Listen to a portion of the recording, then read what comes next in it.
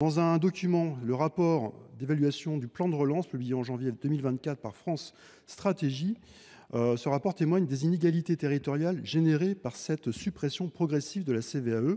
Ces impôts de production constituaient 36% des recettes de fonctionnement des collectivités territoriales en 2019. C'est dire le déséquilibre qui affecte les collectivités par cette suppression d'impôts.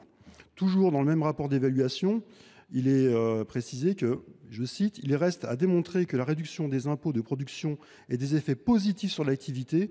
De fait, la baisse de la fiscalité peut être reportée vers les profits ou dividendes, par exemple, sans effet sur l'investissement ou sur l'emploi. Donc nous proposons donc, comme le collègue précédent, le rétablissement de la CVAE dans sa version applicable avant la loi de finances 2023.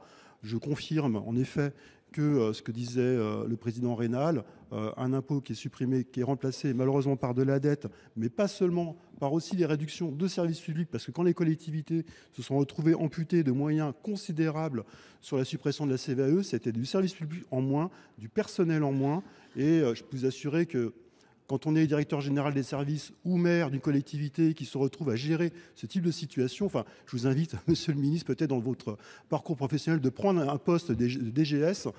Comme ça, vous apprécierez la façon dont on doit gérer ce genre de situation.